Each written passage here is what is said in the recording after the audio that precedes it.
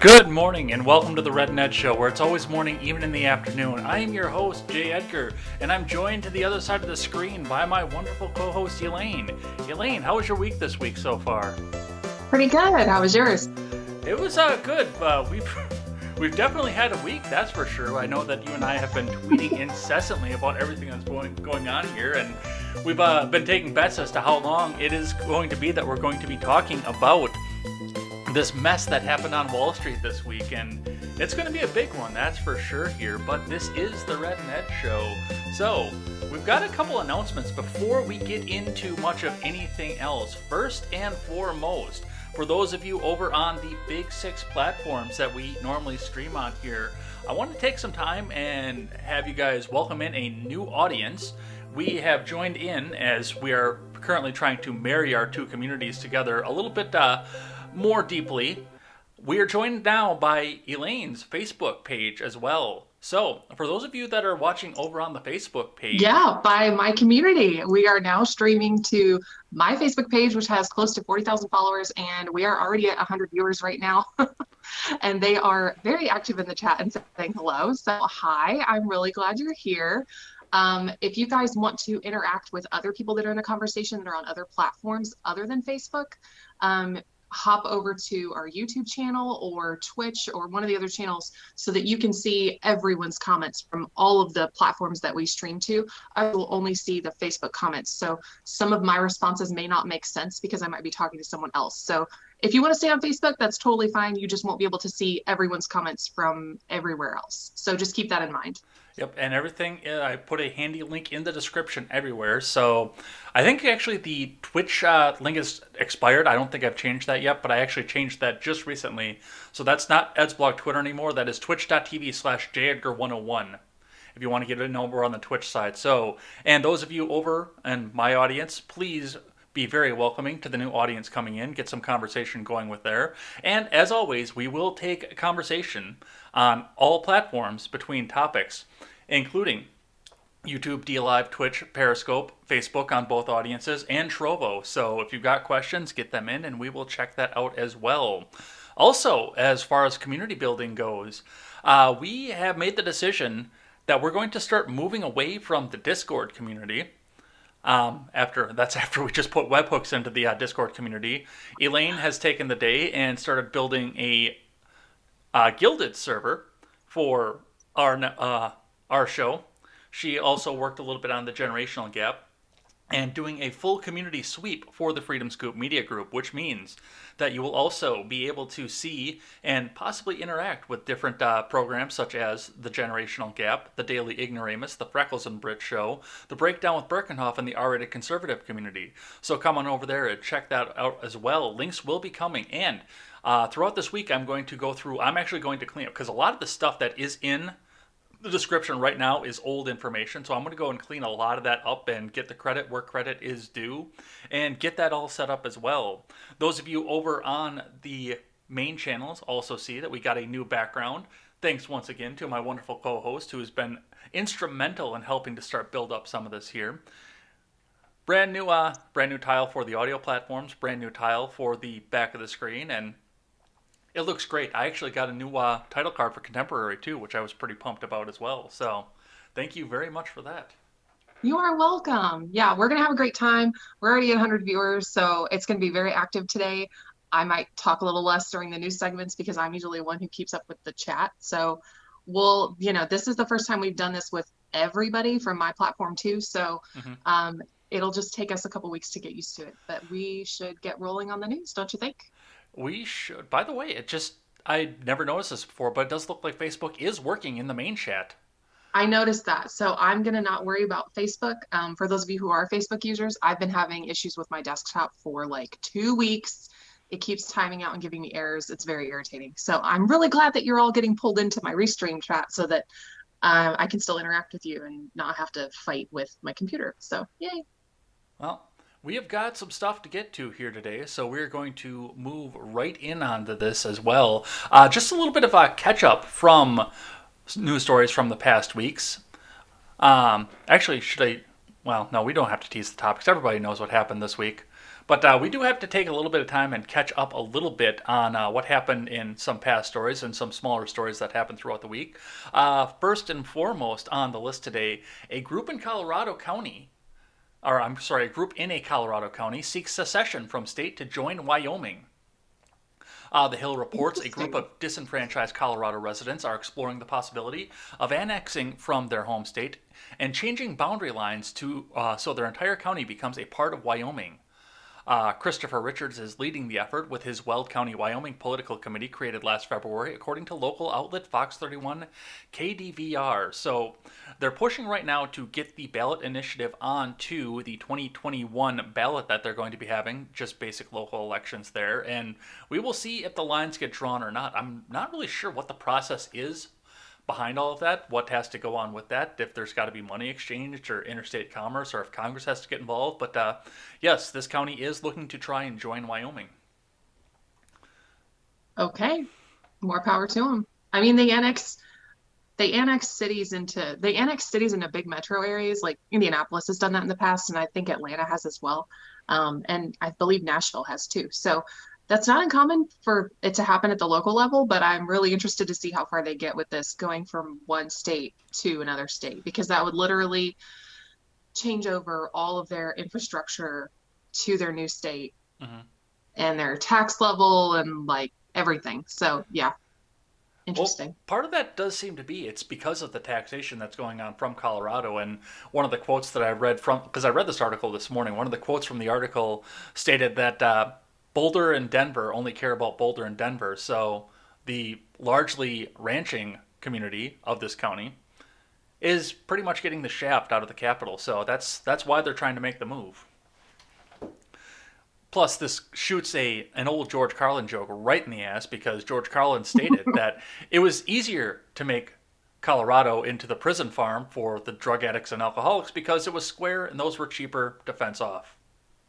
It will no longer Okay. be square at that point.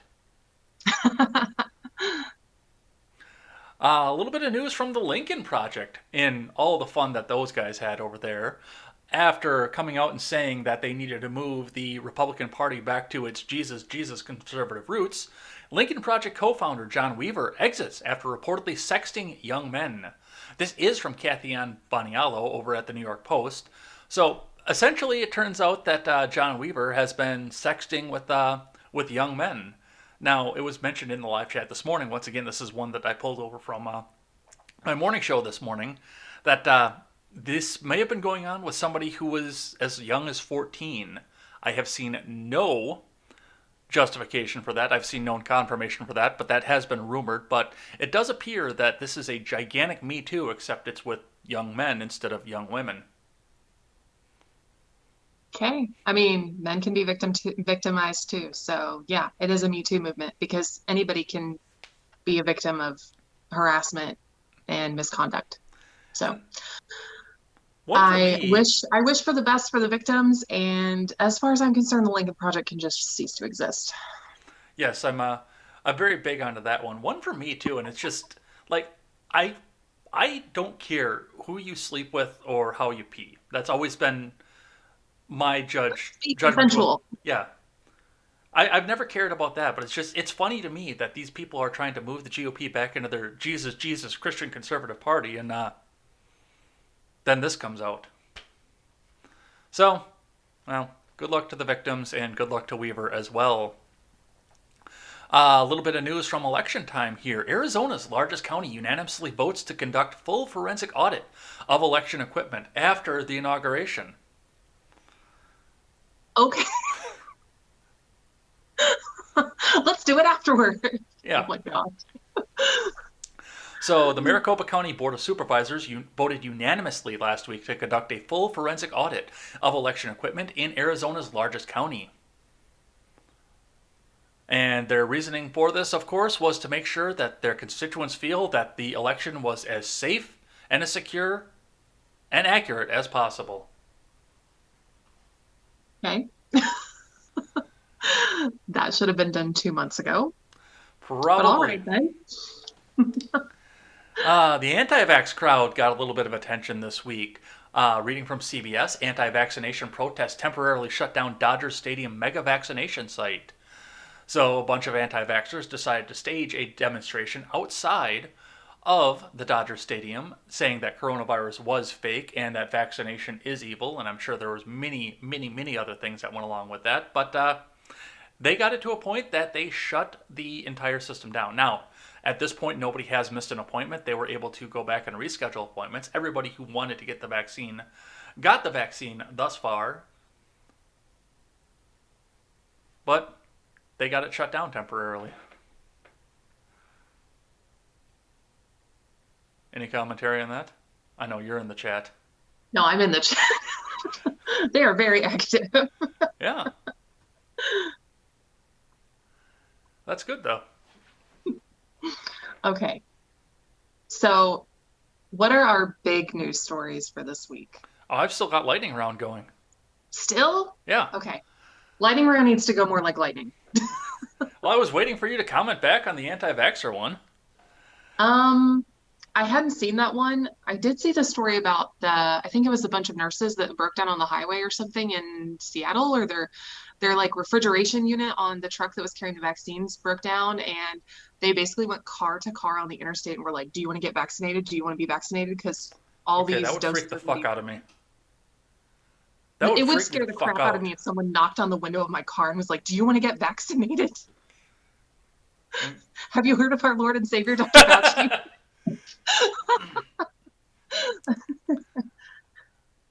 All right, one here from Chicago Public Schools. Mayor Lightfoot says CPS will take action if CTU teachers don't report to the classrooms on Monday. So, as we talked about last week, the Chicago Public Schools and the Chicago Teachers Unions are at an impasse as to whether or not they are coming back to school. Well, Lightfoot came down and said, if your ass isn't in that classroom, then you're not going to be eligible for certain things. Now, she can't come out and just start firing people, but there's going to start to be punitive action if they're not sitting in the classroom going on that. Now, as a mother of a school-aged child, I'm sure that you've got at least a little bit of an opinion on what's going on with this. I mean, my child went back to school in August, and they have had no problems whatsoever. And he doesn't go to a small school to begin with. They have 25 kids, I think, in each class at least. But if you're not going to have them in the building and everyone is doing everything remotely, I mean, I realize that there are still staff costs and things like that associated with it, but come on. Like, they've reopened California, even though California has a higher rate of infection right now than they did when they closed. And I had COVID. My child was around me when I had COVID, and when I had symptoms. Like, I wasn't asymptomatic. He was around me for the first 4 days that I had it until I knew that I had it. He never got sick. He never showed any symptoms whatsoever. Not all kids are like that. You should definitely have options available for kids who are immunocompromised or whose parents are not comfortable with it, but it should not be up to the teachers. Policy has proven that they need to all go back to school. Mm-hmm. And if there are outliers where the kids need to be at home for a little bit longer, they need a hybrid schedule or something like that to minimize their risk, then that's up to the parents and the teachers to, work together and come up with a plan. But you can't just suspend school forever. Yeah. I realize that they're in school, but it's remote. And some of these kids, their parents are probably back to working full time. They're at a babysitter all day, or, paying a nanny or a tutor to to do this stuff with your child remotely is extremely expensive. Hmm. Not everybody can afford that forever. So I have lots of thoughts, but they're all over the place, Well, as we'll usual. see. We will see what happens in the city of Chicago. I got to draw a little bit more on your knowledge of being a mother here. So, did you see this wild story this week about the baby sleep guru who everybody loved up until they found out that she donated $1,000 to the Trump campaign? Everyone has political opinions. I do not know why this is shocking to people. Yeah. Well, Like, we all have we all have political opinions. I guess there's a big boycott against this woman. So, Cara Dumoplin, the creator of the popular Taking Care of Babies Instagram account, gave a total of 1,078 to the Make America Great Again Committee and Donald J. Trump for President Incorporated, according to the FEC records. Dumoplin is an Arizona-based neonatal nurse who amassed more than 1.3 million followers on social media, where she provides parents with techniques to send their young children to sleep. And Okay. now everybody hates her. Does her political opinion make her any less effective at her job? If not, then I do not care. She could be the biggest Biden supporter in the world or the biggest Trump supporter in the world. But if it does not make her any less effective at her job, I could not care less. And it's really none of my business. And that's really the way that it should be. But I know that that's been the big cancel culture moment throughout the past 4 years. Mhm. We have got the perennial amendment back on the news here, this time coming from Senator Cruz. Senator Cruz reintroduces amendment imposing term limits on members of Congress. It's dead on arrival, but he has done it. Yeah. Will somebody else will do it next year? Yep. It's one of those bills that never goes anywhere, which sucks. So it's worth noting because, a lot of us are very interested in the idea of putting term limits on them. But yeah, this one's pretty well dead on arrival. I'm pretty sure. I'm pretty sure you agree on that one. Uh, Quest, our friend Quest Fanning said, does the sleep lady suggest Biden speeches to put children to sleep?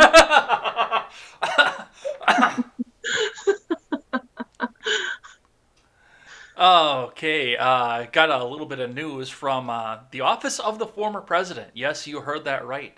Donald Trump opened up the office of the former president from Mar-a-Lago this week. Former President Donald Trump announced Monday the official opening of the office of the former president in Palm Beach County, Florida, which is tasked with overseeing the 45th president's official activities in his post-presidency life. Okay. This is just an epic troll, and I think he got some of the bait off of this one here. I know you did an interaction with this tweet that I'm going to pull up here, but yeah, Mm-hmm. that's officially from the office of Donald J. Trump that you see up on the screen there. As far as what happened with this one here, Pam Keith tweeted out, "You heard it here first. If we do not contain Trump by impeachment or indictment, in a few months, he will start to run a shadow government from Mar-a-Lago, and at least a dozen governors will start to take their orders from him." Oh my God, the horror. She needs her meds. Like, I don't know what law school that woman went to. Also, I can tell that she's a Democrat because it says so on her profile. But it just kills me that they're using the same argument that the right uses about gun control. Like, gun control laws are not going to stop criminals from committing crimes. And she's saying, we must make laws so that he can't do this. If he was going to break the law already or do something that you thought was wrong, that you thought you could get passed into law, he would do it anyway. All right, I got one more here, then we're going to get into the big news of the week here. This one will end us on a little bit of a positive note. So, according to NPR, which I'm not going to read in my NPR voice like I do on the morning show, the first private crew will visit the space station. The price tag is $55 million each. So it looks like four millionaires are going to be, billionaires probably, are going to be going up to go visit the space station. Coming up Wow. here next January is when that's going to be going. So Are this will they be coming back? Is this one way or round trip? this is round trip. Okay, just checking. I can think of a few people that would probably be like, no, I'm just going to stay up here. It's a lot less scary. Well, it actually looks like they are going up there to. They're going to be doing some research. So I know one of them is working with Mayo Clinic and Cleveland Clinic on some research projects, according to Axiom. Pathy will collaborate with the Canadian Space Agency and the Montreal Children's Hospital. Stibbe plans to do experiments for Israeli researchers, working with the Ramon Foundation for Israeli Space Agency. So they're not just going up there to say, hey, I went to space because I've got a buttload of money. They're actually, looks like they're trying to do some good with this as well, but also funding the private market and, the private market doing better than the government can. They do still have to go through extensive NASA training, though, so the government does still have their fingers in this, but this will be the first mission that is entirely manned by private citizens. Can they pay in Bitcoin? It's Just possible. asking. That would be the ultimate, capitalism. Well, You can pay to go to the moon with Doge or Bitcoin. well, I gotta say that is actually probably the perfect transition to what we're going to be talking about at the lead here. So I'm gonna have you take this one away because you seem to know a lot more about what happened here than I did, and I'm just catching up to this at the beginning. So, kind of give us a little bit of background and walk us through where this all started and how we landed where we are. Okay, I'm glad that you think so highly of me, but I have literally only been on Reddit 5 times total in my entire life, and I have no idea how it works. So all I can figure out is that there is a forum on Reddit. So this is for people who don't know what Reddit is. I'm sure there's a lot of you like me who have no idea how this site works.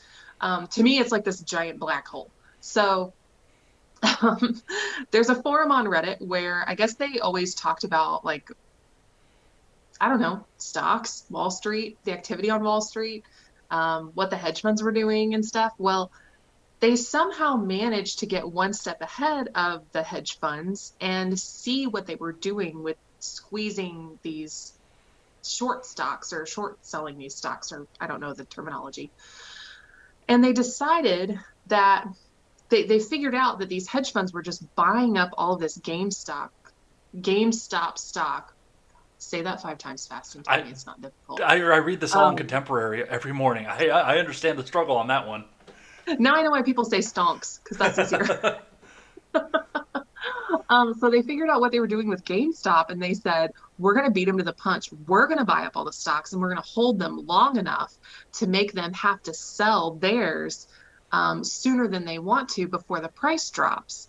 So that's what they did. They just got a whole bunch of people on board to start buying these stocks, and everybody was holding, and it turned into a thing. It really actually, there were so many people that did it that it affected the stock market. It made GameStop's stock price shoot up per share. And then immediately when they figured out that it was working, they said, okay, well, let's do another one next. And they went to AMC. And then they held AMC stock. I have a friend who's, I think she put in $2,500 and she's made over $30,000 on Nice. AMC. It's insane. She's just I'm going to pay off my house. It's going to be great. So I want to it's back up. obviously working, but it's scaring the crap out of these hedge funds. So I want to back you up here just a little bit because Yeah.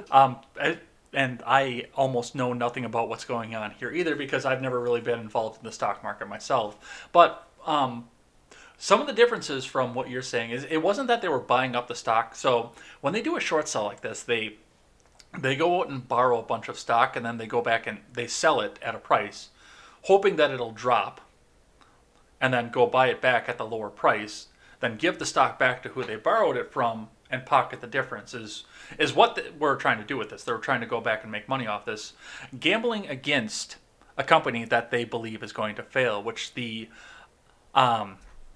metaphor has been made that this is like going to somebody's wedding and betting on how long the wedding or marriage is going to last. Which is rude. Which I may or may not have done before. It is rude. You should not do that. Yeah. Sometimes you just know, I guess. So this is the chart of what GameStop stock did this week. You can see where they went in and started buying in on the 27th, where it went from just a touch, and it was already starting to go up. It was hovering just around the $100 mark because we just had a new console drop, and GameStop stock always goes up under a new console drop because they're one of the best places you can go to have one physically in hand that same day. So it went back, it shot up, it went through, then, and we'll talk a bit more about what Robinhood did, it dropped off. Right now, as of this afternoon, when I pulled the picture for this, it was at $217.95 a share, which is still huge, but it had dropped 32 points from yesterday. So, yeah, I mean, good job on this and everything else that everybody did with this. But the reason that everybody was scrambling, and we saw the Dow drop throughout the week today, and I think last Thursday when Robinhood was restricting the sale of this, were the only two They still days are. of the Biden presidency that the stock market went in a positive direction. It has gone down every other day of the Biden administration. For now, until we get into how many wars? Yeah, that's going to become. We'll We'll be talk talking about about that that. later. Yes. Um. I did buy defense contractor stocks I, because I know what's coming. Yeah, 70 billion in losses for multiple, like that's a combined total among several capital hedge fund groups, and one of them has already gotten a $2 billion bailout from Mets owner Steve Cohen. He's part of Melvin Capital, so he's already had to put $2 billion of his own money into Melvin Capital to make up for the losses that they had. I think at one point they had 30 billion in losses, which is insane. I mean, that is money on a magnitude that people that are not at that level just we cannot comprehend it. It's literally to the point where it's like money just isn't even real anymore. It's literally an imaginary number mhm. because I can't imagine that much money. Having that much money at my disposal, having access to it like anything. Um, and that's just wild. No, it definitely is. But I mean, just the fact that they did this, and the big players in there, especially the ones over on the people that you wouldn't think would be the one, especially Ben Shapiro. I'm a libertarian, Ben Shapiro. He always comes out and says that. Um, he was one of the big ones out there that was coming out and saying that I mean, this was a problem and alluding to the fact to some of these people that this was illegal, which I don't believe it was illegal for them to do. Tim Pool has come out and called this the GameStop rebellion, which I actually can't think of a better name for it. It is, and I don't know if you saw the news story. I think it came out yesterday.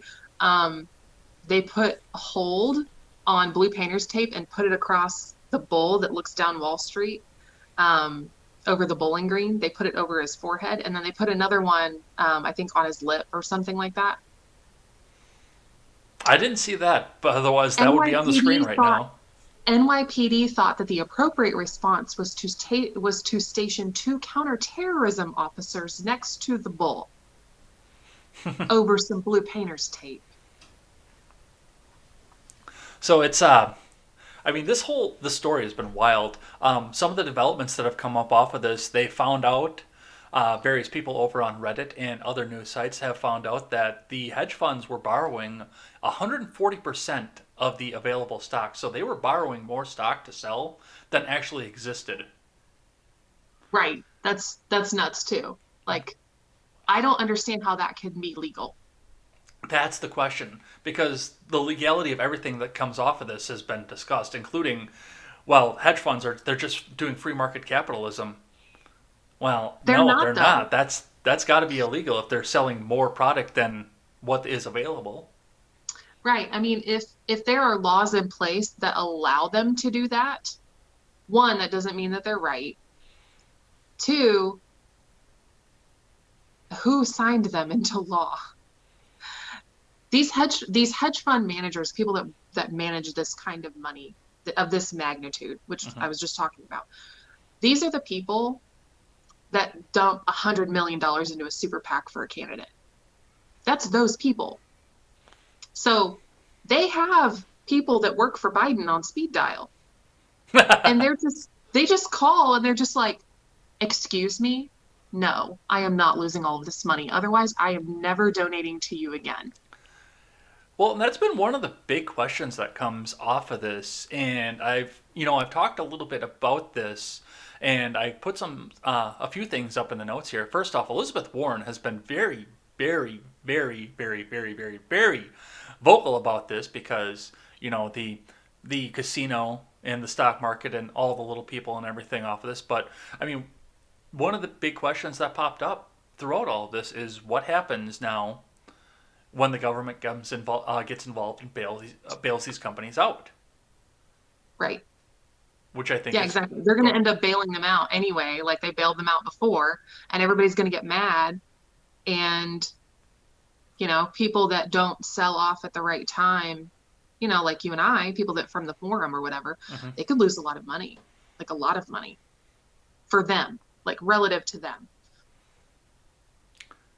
Yeah, and it's the question came up on Twitter. I mean, what do we do if the government comes and bails these companies out? And my first response immediately was, well, we can get outraged, but by that time, CNN will found something else to happen in the Federal Apprentice. So we'll get outraged on that, and we'll forget this whole thing ever happened. I don't know. So, and you brought up while you were talking about this the fact that these redditors are starting to try and move on into other stocks. This is all starting to slow down a little bit too. So people are getting Yeah, bored. it People is. are starting to forget about this. But they did move on into some other stocks that were possibly on the edge and were getting shorted as well. AMC was one of them that you brought up. American Airlines was one that came up on this. Nokia was one that came up on this. When we did across the board this weekend, we talked about Radio Shack as being one of them, and they have also been shorted into almost non-existence. At which point, I actually went in and bought $20 worth of Radio Shack today, just for the fuck of it, just for the hell of it. Radio Shack still exists. Apparently, they still How, have how much some. are they? Hold on. How much are their stocks right now? How much are their shares? 7 cents. That's amazing. What do you think? I put $20 into it. And another one that was talked about. Well, we'll talk about that in just a second. But was Dogecoin, a complete meme currency that was never meant to be anywhere serious, and now the talk on Twitter and on Reddit is to see if they can get Dogecoin up to $1 a coin. $1, yeah. Which is, I mean, it's at, people are saying that this one is different from Bitcoin, um, because I don't know if there's no limit, I think, on what can be mined. I think that's what the difference is. Okay. So I don't think it's ever going to go up to what Bitcoin is at now, where Bitcoin's over like 30,000 a share. But even if it only ever got up to $200 a share, if you bought in when it was a penny, you're going to make a buttload of money, Hmm. especially if you bought in with like $2,500 or something like that when it was, 1 cent, and it goes up to $200, you're rich. Yeah. Well, people were starting to buy into this when it was at like a tenth of a cent. Right, And even there, exactly. if you throw a $20 bill at it, when it's at a tenth of a cent, and they do somehow Reddit their way into this goal for $20, you're not Let's rich, just but make you're every, comfortable. yeah, let's just make everybody rich by doing that stuff. Because stuff like that, hedge funds won't touch that because they see it as too high of a risk. It took them this long to finally take Bitcoin seriously. And Bitcoin's been around for what, close to 20 years now. So they're 20 years late to the party with crypto. Hmm. Now they're looking at all these altcoins and they're like, maybe Ethereum, maybe Litecoin, like maybe. But they're they're not going to go buy Dogecoin. I'm Like, why gonna would go they buy do that? Dogecoin. No. I actually So just set up yeah, my I mean, crypto wallet so I could go buy Dogecoin. yeah, they poo-pooed cryptocurrency for forever. I mean, they were still saying, "Oh, it's a scam, it's a scam." When I bought into it several years ago, before it even hit 10K, I think I bought into it when it was 6,000 a share for Bitcoin, or 6,000 per coin. Of course, I didn't buy a whole coin, but I put a little bit of money into it, Hmm. and then I freaking sold it when it was at 10, and I've total. That's like the biggest regret, Yeah, like it was at biggest 33 regret. this morning. I know it was at like 35 or something like that last week. I deeply regret selling my Bitcoin. Hold the Bitcoin, okay? Don't sell it. And hold the Wait till it hits Dogecoin too. 100,000. So one of the things I wanted to talk to you about this week, especially with everything that was going on with this, is what these companies could possibly do. Because I mean, GameStop was valued more than Tesla for a while. I don't know if you saw that or not, but Yeah, because um, I have Tesla too. So I could see like Tesla lost and silver AMC were the only ones that had gained. Yeah. But I wanted to just touch on what we could see possibly from some of these companies, what some of these companies could do with this money that they now have sitting in here. So I have one here where a company had, actually, I think you brought this to my attention, but what a company has done with this so far. Just reading briefly from Polygon, meme stock rally rescues AMC theaters from $600 million in debt. This week's bizarre meme stock rally, which has delivered lottery-like windfalls for holders of GameStop stock, also wiped out $600 million of debt owed by the AMC theater chain. That's because on Wednesday, a private equity firm named Silver Lake, and private equity firms are popularly considered the bad guys in this snobs versus slobs drama, elected to convert the corporate bonds it held into AMC Entertainment Holdings stock. Although the theater chain stock price has tumbled and soared since their move, the debt relief is permanent, so they're in the green again after the commie coup wiped them out in very, very big order. They're sitting back in the green, and we could possibly see some good things from them. Yeah, I mean AMC was already going to have to change their business model to survive. I saw a news story a few months ago about them actually renting out their theaters for people to use for like premieres and things like that. They'll do that now, Hmm. but I mean, they have so many empty theaters now that they're just like, yeah, $90. You can have it for an hour or 2 hours. That's a deal. Well, yeah, anything Like that if you can go out you, to make some positive cash flow. or heck, even if you wanted to just like get people together and have a movie night and like just sit all spread out, if you weren't comfortable sitting next to each other, it's like at least some kind of semblance of community. Everybody pitch in $10 and you get to go to the theater and watch a movie that you probably all picked out that you all like, Hmm. or a new one that you might have wanted to see but couldn't because it never went to theaters, or the theaters closed before you could get to see it. I could see that. I could see a bunch of people getting together and being like, let's have a Harry Potter or Lord of the Rings marathon in a theater. Like, that'd be fun. I do it. Well, you probably Bring the drag me sleeping along to bags. see movies that I've never seen before, including all You the haven't movies in seen those. any movie. Okay, Facebook followers. Ed has not seen so many movies. He told me last week that he has not seen Hocus Pocus. This is a Guilty. travesty. Exactly. I've also So only seen one Harry Potter movie. I constantly suggest movies that he has seen, that he should see, or I will quote a movie, which I often do. If you know me in real life, you know that I quote movies all of the time. And he'll just be like, I don't know what that means. And I'm like, it's from a movie. Okay, well, I'm not going to know what that movie is. And I'm like, really? Like, I could say Princess Bride, and he would be like, what? Guilty. Yeah, it's awful. You see? See? Go watch The Princess Bride this weekend, for God's sakes. Is it streaming somewhere? Or do I have to go find a physical copy? Just Google it. You could probably watch it on YouTube, actually. Probably. But going back onto what we were saying with this, so I mean, you were talking about AMC renting out their theaters just so they actually have some money coming in. I speculated, and I've speculated from what some of these companies could do. I mean, GameStop, a brick and mortar mall store in an era where malls are dying, is not going to be doing very well here. But like AMC, I thought maybe if they've got that kind of positive cash flow, could they do something to reward their shareholders, like actually making a streaming service for the new movies coming out to try and piggyback on what Disney did? Or maybe giving away free popcorn instead of charging $10. Oh, there's that. But I'm thinking what it is that they could do to try. Because, I mean, I see social distancing sticking around for a while into all this here. So, I mean, if you can pipe a movie in to your home for $25, because it's ridiculous that Disney is charging 30 for it. But if you can pipe one in for $25, cut out Disney off of this, and there's your streaming service. There's something else people can subscribe to. Get them a free subscription, and then pay per view on the movies. Hmm. That could be something that they could do, and they could update their technology to do.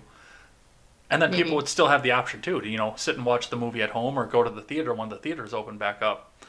Or like GameStop could start a digital game, like a Steam competitor almost. I would think could be one of the things there that they could do.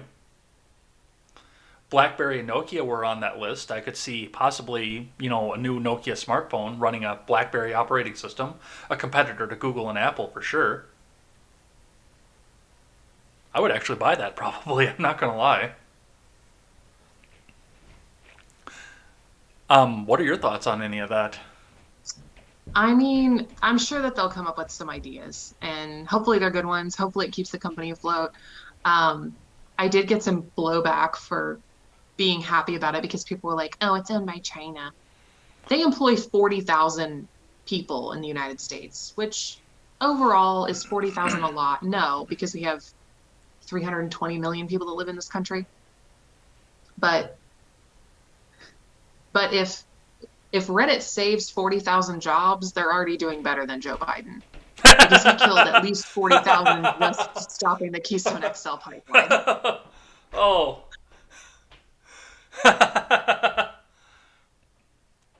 Hey, see, Wyatt hasn't seen The Princess Bride either. Of course, What he's is also wrong with you 19. people? He's also 19. Okay, see that I can understand. You're just unacceptable. Yeah. So, on to this saga going on here. We teased this just a bit here. This Brian Nichols put out a tweet and said this is probably illegal, but Robinhood has stopped users from trading GameStop stocks, other Reddit YOLO picks. So, with that, now that's not entirely accurate, the headline that came from Vice. Robinhood stopped users from buying GameStop stock. You could still sell it. You could sell it all day and night, but you could not buy it anymore once they put everything up into place for this. No, and then I think they switched it to where you could buy it, but you couldn't sell it. They were forcing you to hold so that the hedge funds could dump theirs before you could dump yours. They were That I basically didn't know. pitting they were basically pitting all of the like they were basically flipping it to where instead of the retail buyers forcing the hedge funds to hold, the hedge funds were forcing the retail buyers to hold all of the individuals that had done it. Now, see that I didn't know. So I knew about I think. I knew about the block on sale. I knew about that, Mhm. and that Yeah, was the hedge funds could sell. yeah. They weren't making everybody hold it. They were only making individuals hold it. They only stopped it through E-Trade and Ameritrade and Robinhood and all of those. I still can't buy it on Cash App. That's where I have my stocks. I'm pretty sure that's illegal. Again, how is this legal? Yeah. We're probably about to find out. It will be months and months and months of congressional hearings. Um, and then the government will just do what they always do, and they will protect their own. They will protect the people that feed them, that donate millions and millions of dollars through Act Blue and Win Red and fund their campaigns. Is there a super PAC that says yellow in it somewhere? I have no idea. Just wondering. Well, there does seem to be some sort of government pushback to this here. This breaking today, I actually added this to the notes because I found it while I was filling out the rest of the notes. Um, GameStop saga revives calls in Congress for a financial transaction tax. What? Uh, th- Why? this is from Yahoo Finance. Oh, Jesus. The battle between Reddit traders and the Wall Street elite has renewed calls for a financial industry crackdown in Washington. As the GameStop controversy has illustrated, the unbridled greed of hedge fund managers, reckless speculative traders, and ultra wealthy finance executives over the several decades has completely broken Wall Street, and not a bunch of people with weaponized autism getting together and realizing they could game the system themselves, said Representative Peter DeFazio. Guess what party he's from? In a statement to Yahoo Finance. They've gamed the system to their complete advantage. It's begun time to make sure the street and economy work for everyone, not just the wealthy elite. So they're doing this, of course, to come out and try to say, oh, well, we're doing this because the wealthy elite are bad. Yeah, fucking bullshit. You're throwing an extra tax on this to make sure that people can't run out to Robinhood and go buy a stock that's about to get fucking short sold. Yeah, I mean, I don't want people to pay. I don't want hedge funds or individuals to pay a tax on transactions. Like neither of them should. That shouldn't be a thing.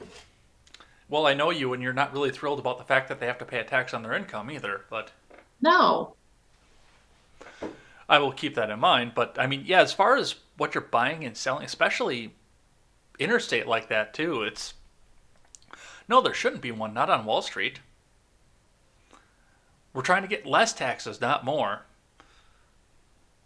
And I do love True. how I love the fact that they're trying to put this out as something that they can use to crack down on the rich and the people that are doing this here. No, because the rich It's can afford not. to pay the fucking taxes. Exactly. It's just like when Biden says he wants to have a gun tax on assault rifles and high capacity magazine. All you're doing is making it so that only the rich people can have Yeah, assault. rich people are the only ones who can pay that tax. Other good names in this come out of Pat Toomey, Alexandria Ocasio Cortez. They've both called for investigations. And as I mentioned, Elizabeth Warren has demanded answers from the Securities and Exchange Commission. I actually read her letter this morning, and yeah, why does the government need to get involved in this? Except for the fact that they're bailing out their big, rich fucking donors. But the troll doesn't end, by the way. I mentioned this to you over on the Discord server. Let me get the picture loaded up here. Because Redditors have bought a billboard in Times Square. Where are you? There you are. As you can I see, love this. GME Go Burr. It was only up for an hour. But yeah, big giant troll. Just just imagine having to be that millennial who works at the hedge fund explaining this to your boss who's like 60. Like, what does GME go burr mean? Well, sir, it's the sound that a printer makes, Money printer. right? A money printer, like the Fed printer go burr.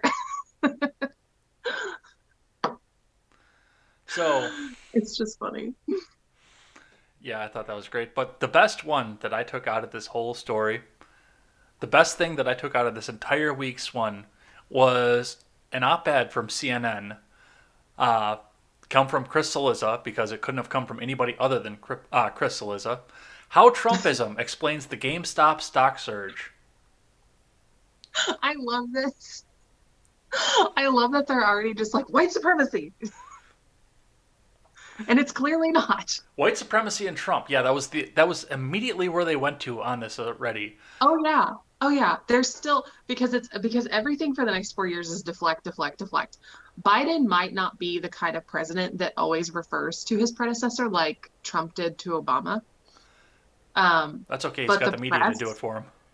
exactly, the media is going to do it for him all all 18 months of his presidency.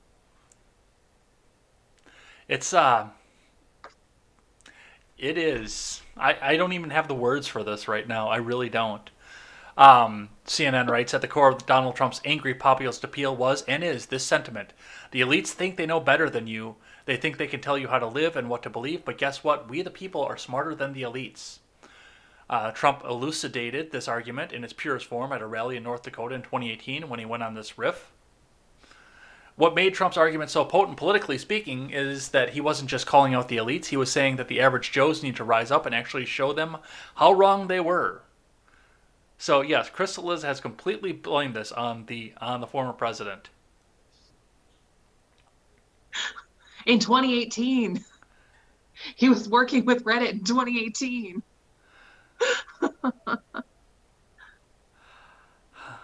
What's your take on this? I've got to ask you that. What is? It's just a bunch of crap. There's no basis for that at all. I am not a Trump supporter, even a little bit. But connecting those two things is insulting to every reader's intelligence. I lost IQ points having to read the headline of that article. So it's. Do you think this continues to go anywhere as we go into the future? Or are they going to find the next thing to go and? I mean, at this point, I did not think that we would be talking about this in late January 2021. If you had asked me, even in the middle of COVID last year, at some point in 2021, do you think that Reddit is going to topple the stock market? I would have said, what? Who knows how crazy it can get? Because we already thought it was nuts, and then it got worse. And by worse, I mean better, because that was just masterful. Do you know HR 127? I'm going to look it up real quick. Yeah, because I'm not familiar with that one, unfortunately. Otherwise, I probably would put it in You there. guys, we covered news from last week. So if it's something that broke like today, we'll probably get to it next week. Yeah, I'm not familiar, but yeah, I will definitely. Oh, it's the Firearm Registration Act. So yes, we will talk about it next week.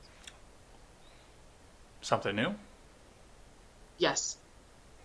something unconstitutional, Yes. most likely. I mean, with that, do you want to catch up with the chat here? We've been at this for almost an hour, so do you want to catch up with these guys and see what they're doing over there? Make sure they're not killing each other, or before I we have go in? been interacting with them the whole time and they're fine. They're just happy to be here. I've Um, got oh, Ed's here. Ed said it started with a gorilla getting killed and ends with Reddit taking over Wall Street. Yeah, kind of. yeah. I That's where don't we're think at this right is now. the end though. That's the problem. There is that. Someone earlier said something about he wanted to go up into space. My suggestion was that he take a gorilla suit but not tell anyone. And one day just dress up in it. Scare everyone on the space station. Those two things were connected in my mind because of the gorilla, Yeah. obviously. No, our audience is very chatty today. Kat says she had that on her bingo card. I'm not sure what she means by she had that on her bingo card. Probably Reddit taking over Wall Street. That's impressive that you had that on your bingo card. I'm just saying. What else? Oh, several people apparently have not seen The Princess Bride, and I'm very disappointed in all of you. Nailbender says Carrie Ewells is a jerk. I personally think that Mandy Patinkin makes up for all of that. He's Inigo Montoya. Okay. And if you had seen the movie, you would know who that is. There was lots of what the hell, how can that be legal chatter while we were talking about Wall Street.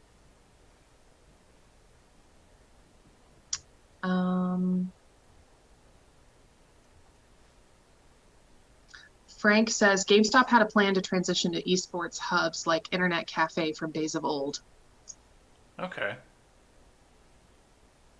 And still their stock is only 7 cents per stock, per share.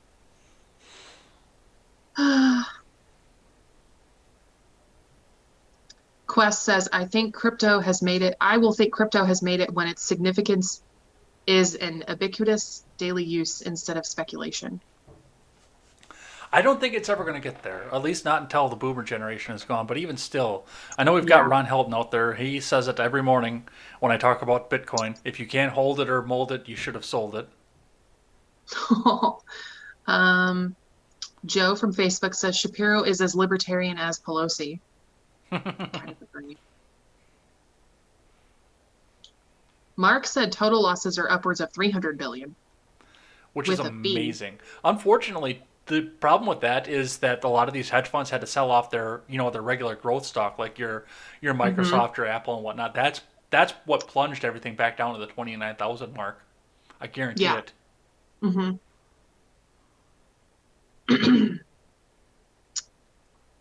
Yeah. Alex says I bet against all marriages so they can say they beat the odds together. Romantic stuff.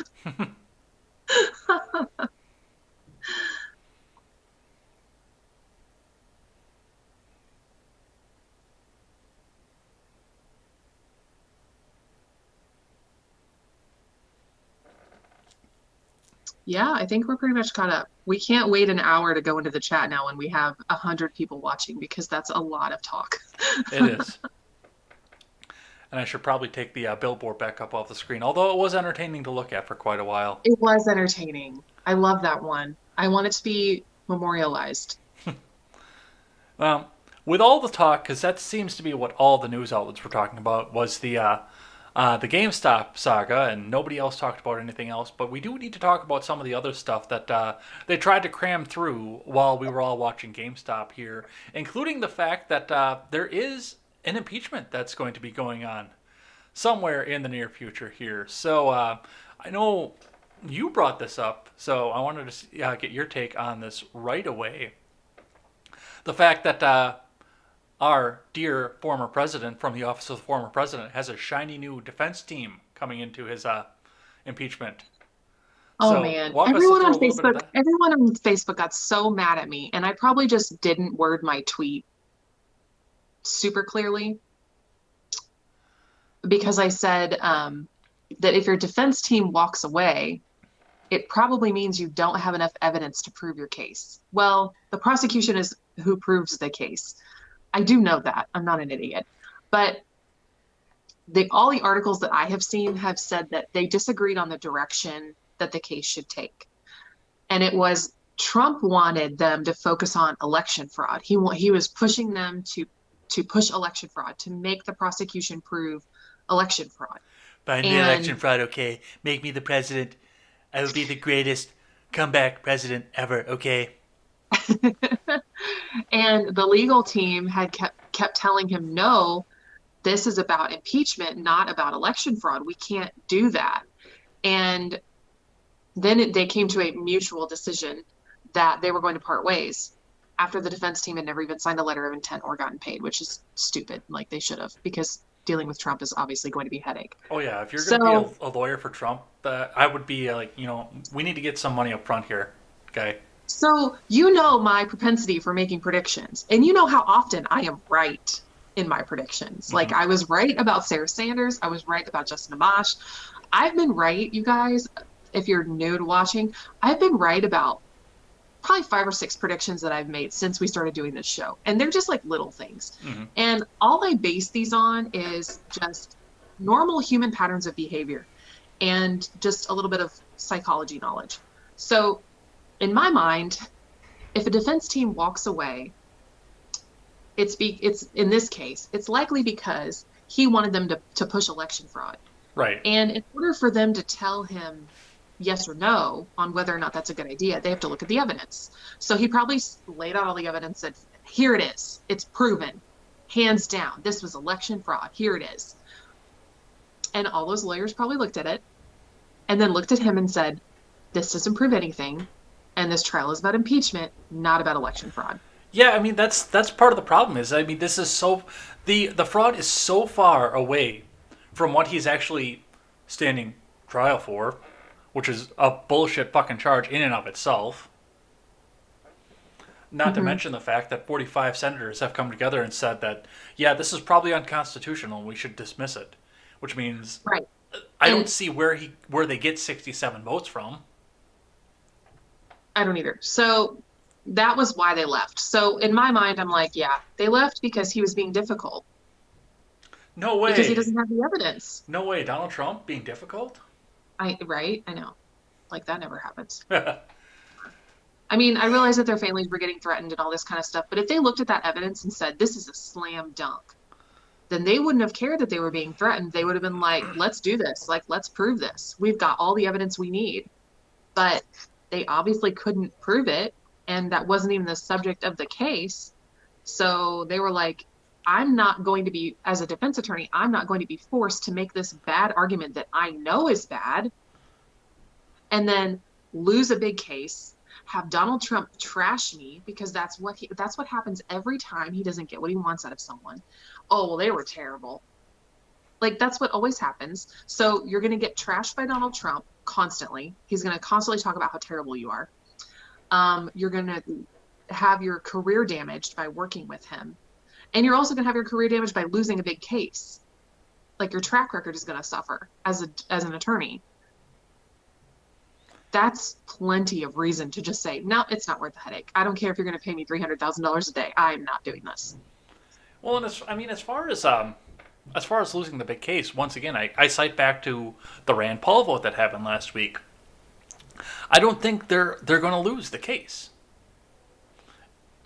even if they get over to simple majority, that's still not enough to do that. This is an acquittal waiting to happen. But honestly, I look at all this and I see a way for Senate Democrats to, at this point, and the House managers, because they're going to be in on this as well, to sit and draw this out for months upon months and keep one Donald John Trump on the headlines forever.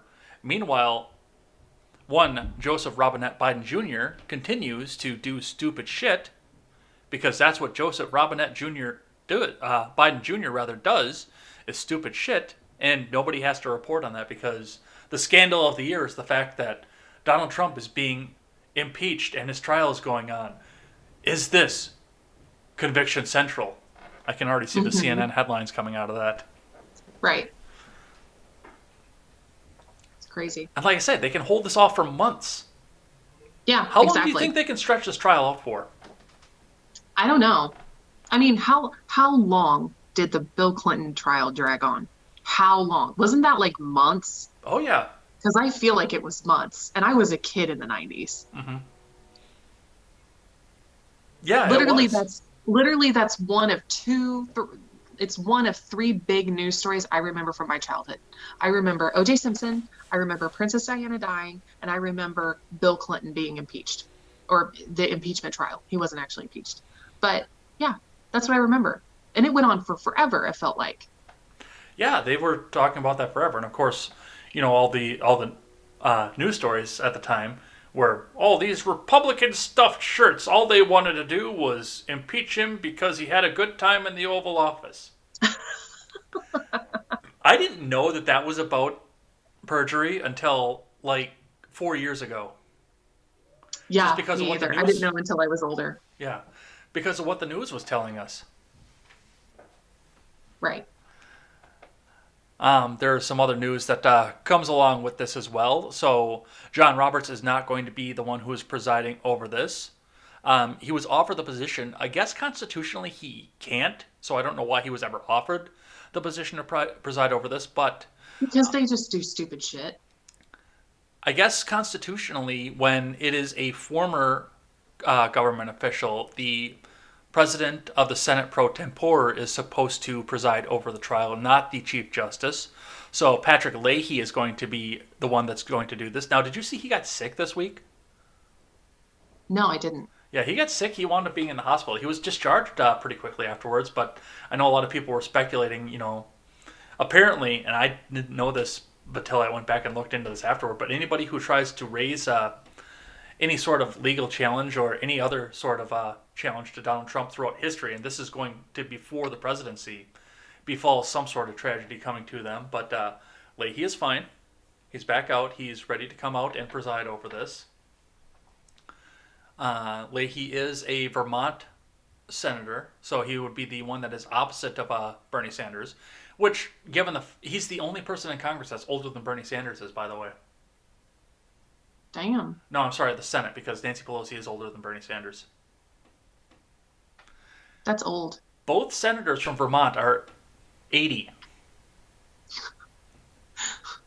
I've been to Vermont multiple times. It's a great place. What are they doing? If someone from Vermont is watching, please tell me, what are y'all doing up there? I know you're making syrup and stuff, but come on. Pay attention to your ballots. You know who should be the senator from Vermont? Styx Hexenhammer 666. Who? What? I've showed you some of the videos from him. The YouTuber with the long hair and the satanic symbols in the background that does Why political would you do commentary. that? No, I definitely don't think that you have sent me those, and please don't, because I probably won't watch them. Wait, he's actually really insightful, so he knows what's going on. He's just not religious about it. But yes, he is. I think he would be, and he would make a lot of heads explode up there. But yeah, I don't understand why both the senators from Vermont have both their feet in the grave, just waiting for death's door to come. But yes, we'll be seeing Leahy come over and preside over this. The one that caught my eye in this story this week was the fact that the massive mustache himself, John Bolton, has come out and said, "You're going too far, and this is stupid." And if John Bolton is saying that you're doing something stupid, you should probably stop what you're doing here. No, John Bolton saying you're taking it too far is something very, very unusual. Yeah. So John Bolton says second Trump impeachment badly conceived, poorly executed, likely to produce same result as the first. So second verse, same as the first, essentially. Former White House National Security Advisor John Bolton is predicting as the second impeachment of former President Trump is also unlikely to end in a conviction and could do more harm to the country than good. Like Impeachment 1.0, the 2021 edition is badly conceived, poorly executed, and likely to produce precisely what the first round did, results 180 degrees contrary to the objectives that impeachment supporters say they want. Bolton wrote in the National Review, like the first, it was too narrowly drawn, first Ukraine, now the Capitol desecration, and was rushed through the House on a largely partisan line. I mean, where's the lie? Right? But still, it's John Bolton who wrote a book telling everybody how terrible Trump is. And even he's coming up here and saying, don't do this, you're going to regret it. Yeah, because he knows how much of a piece of work Trump is. He does. Well, I would argue that Bolton is worse. He's a fucking warmonger. This is true. He wanted to start wars, and President Trump didn't. So we will be catching up with that. The trial will be starting next week, so we'll probably be talking at least about the opening arguments come this time next week. Are you looking forward to that? Are you looking forward to that being the dominant headline No, for 6 months? no. All right, let's Well, one of our viewers corrected me and said that it was not months, it was 2.5 years that Bill Clinton's went on. I really don't want to talk about this for 2.5 years. Oh, jeez. Grant said you would like sticks. I think you would. He's very conservatarian. Like, he's halfway between. Oh, you just froze up. And I think it's on your end.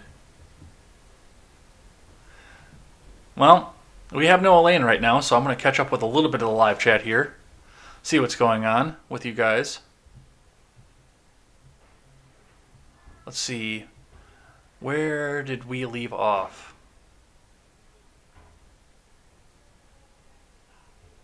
I saw the cat Everett head on the bingo card, so I started with a gorilla. Keep your damn dirty hands off me, ape. Thank you. Oh, we just cut back to the bottom.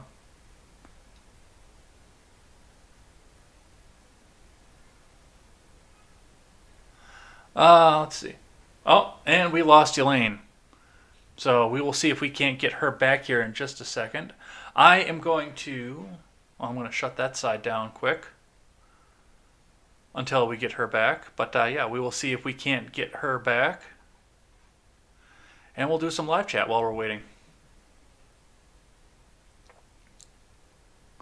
So you all told me to check my DMs in Discord. Well, I'm not going to do that on air, unfortunately. Sorry. Because my Discord is in the same window as Elaine is on. Let's see. Where were we? Where were we? You guys are very busy today. And thank you, everybody who came on over on the news side. Let's see. Quest Fanning is here. Nailbender is laughing. Princess Bride should be mandatory. Princess Bride should be illegal. A lot of the Liberty pages are. Wyatt says, yeah, tell Ron and Robert are gone. Bitcoin will not be in everyday common use. I don't trust it much myself either, but I need to look more into it. Yeah, I've been looking more into it based on blockchain and trying to understand what blockchain is, because I want to see if I can't try to make a blockchain social media so that we can have less of the censorship that's going on. Have you talked about libertarians being considered domestic terrorists? We talked about that last week. Let's see. Sherry Voluntary got sucked for wrong think, as did Eric July. Yeah, probably. Nostradamus USA. Thank you, Spartan, for that.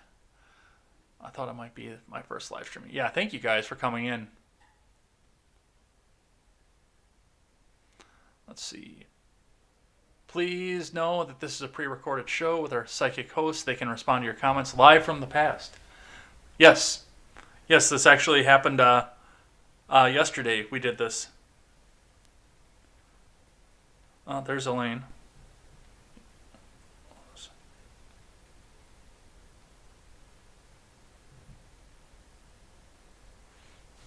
I think we're going to be getting her back here in just a minute here because I let her know what happened. Thank you, Spartan, by the way. They already impeached Trump. Yes.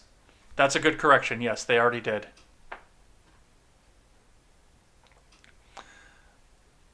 Run, Hide, Fight is a great video. Highly endorsed. I've never seen it. Well, it's a movie, and therefore I've never seen it.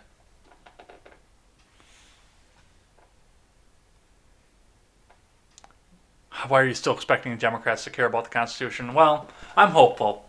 They cared about it when they could use it against Trump. I thought Grassley was the oldest. Grassley is the oldest, I believe. But, okay, yeah, you're right, because I said that Bernie and Leahy were the oldest. And no, that is not true. Grassley is the oldest. You are correct. Vermont is proof that weed usage should remain illegal. No. Legalize that shit. We stand the blaze here. Well, I can't stand the blaze just because I have a CDL and DOT drug test and everything. So unfortunately, I'm out on that. But I want the rest of you guys to be able to do that effectively and often. You all been following Bashir's impeachment? No, I didn't. I wasn't aware of that one. Throw me links. There's going to be a link to the Discord and in the description now, and we'll add one for the Gilded coming up. Probably next week that'll be in there. So we have places to throw links in there, and we can go and look into that. So absolutely, go and come back and join us. Spartan says Styx gave up on running when he looked what he would have to file. Yeah, and the thing with Styx running is the fact that he gets a lot of donations from out of the country. So there would be issues coming in with that. Just keep saying preparing meeting. It's not connecting. All right, I might have to go dump this meeting here quick, so stand by for just a sec. Let's see if we can't get our wonderful co-hostess back on the air. I'll let her know what I'm doing.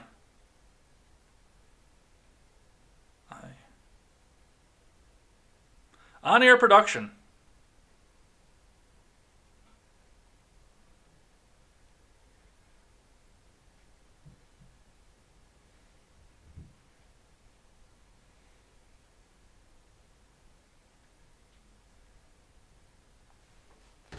I've not had to do on-air production like this since back in the Ed's World days, by the way. So, knock on wood, we've actually had a pretty good run. But yeah, that's where we're sitting right now. Let's get her back in here. Gotta do a quick browser switch.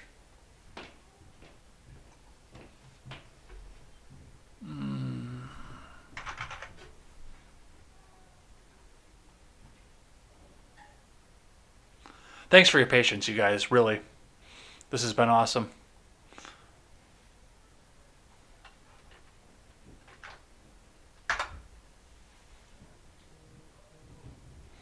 All right.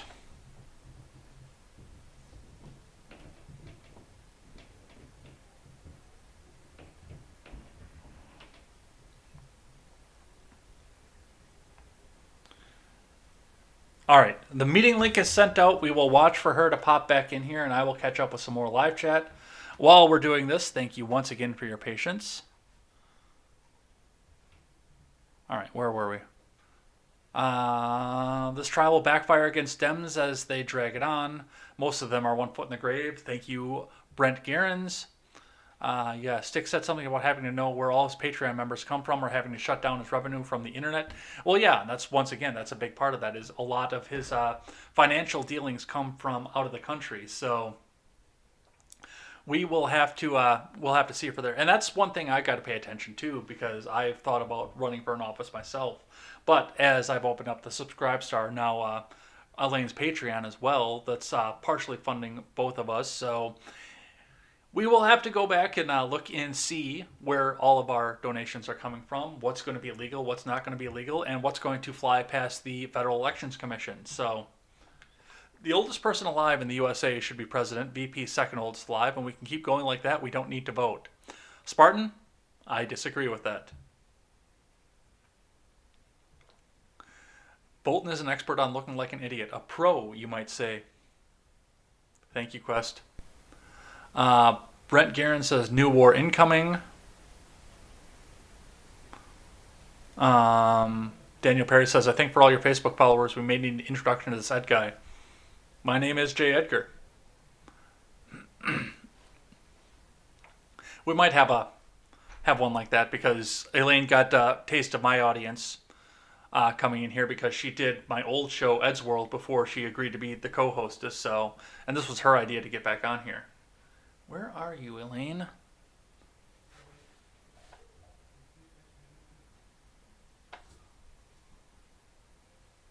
Oh, she still can't get in.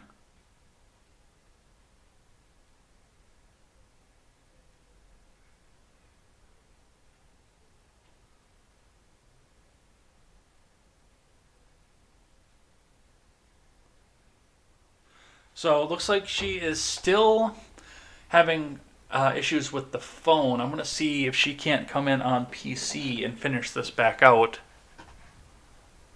Yeah, technical difficulties. Oh, she's back in here. Oh no, that wasn't a fact about Clinton. It was a guess on how long Trump's second would last. Oh, okay. Sorry about that. Are you guys planning on closing the Discord? I'm going to limp it along for a little while until we get everybody established. Let's see. Let's get the Discord back up. Oh, it is over on this window. Ha!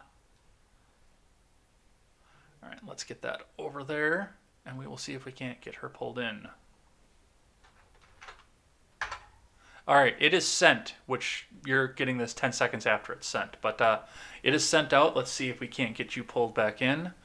Liberals, we want Trump to go away. To do this, we're going to have a trial to have him drag on for 2 years. Just go federated. I am smoking the freedom salad now. Well, thank you, Spartan, for that. Legalize all that stuff. The Discord link on DLive is broken. Decriminalization is not legalization. Legalizing makes it a new industry for the government to regulate and likely completely take charge of. Oh, we've got her back. Grant says, I know this is being picky, but I feel like you should make the logo match the side of your screen you each appear on or swap the side you appear on. You're back. With a downgrade, my phone decided it did not want to cooperate anymore. We just pulled the RRC into the chat too, by the way, so I just see him popping up here. So we got to figure out where the hell we were, and I've got to get you back up on the screen. Yeah, I've just been reading. Well, no, you've been watching, so you know. I've just been reading live chat for a little while. So yeah, you just froze up over there, and then all of a sudden you disappeared. Yeah, you froze, and I waited for a second because I wasn't sure if you were going to respond to something I said or if you froze and then nothing happened, and I don't know what that was about. Where were we? We were talking about Bolton. Yes, but we can move on from that because I think we pretty much said all we were going to say about John Bolton. Okay. By the way, I left off on the RRC podcast between Grant and the RRC. If you want to mark your place in the chat,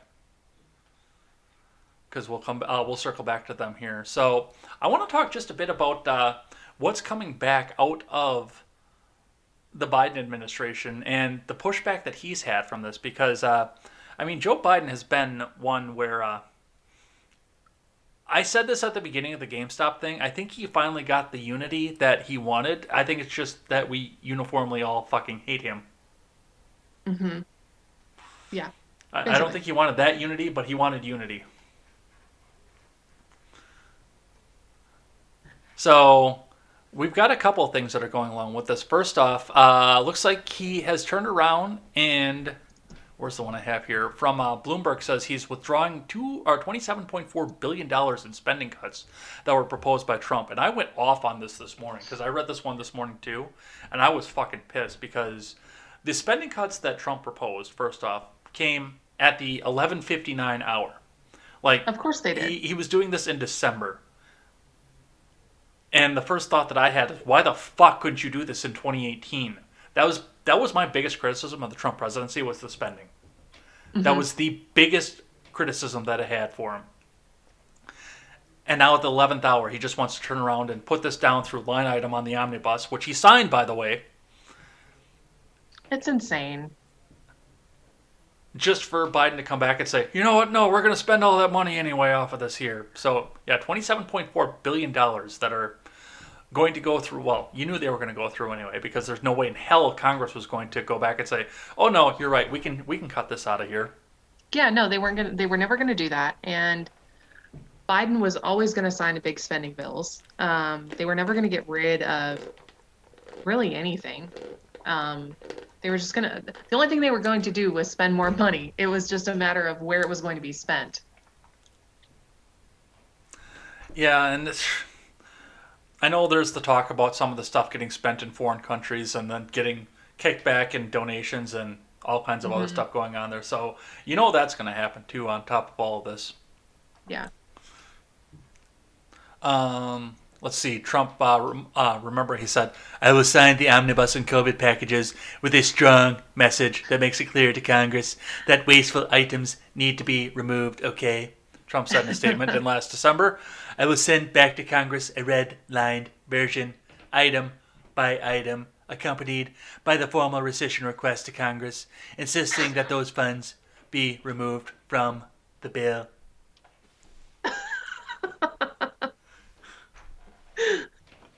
What do you think, you guys? Does Ed do a good Donald Trump impression?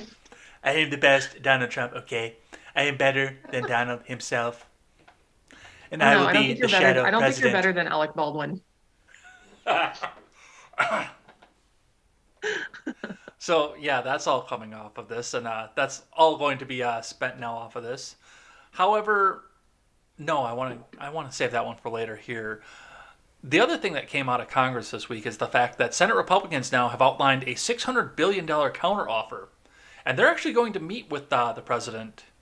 They went over there earlier on today to meet with the president to offer that to him. Which, I mean, as far as them meeting with the president, all I can imagine that is they go into the office, 10 of them, and says, he gets up there and says, hey, who the hell are you guys? Hey, are you Corn Pop? Are you here to finish the job?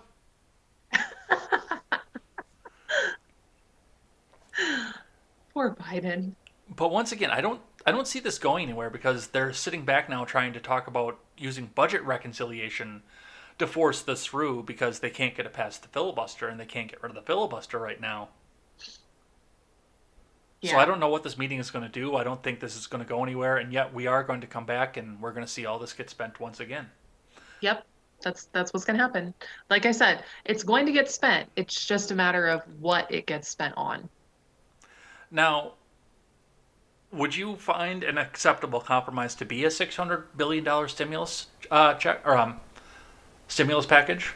Versus Well, what? between nothing and 1.9 trillion. Yes, but it's still not ideal. I mean, you know how I feel about this. I'll explain it again for my Facebook followers who haven't heard me explain it again, but Mm-hmm. everybody else has already heard this.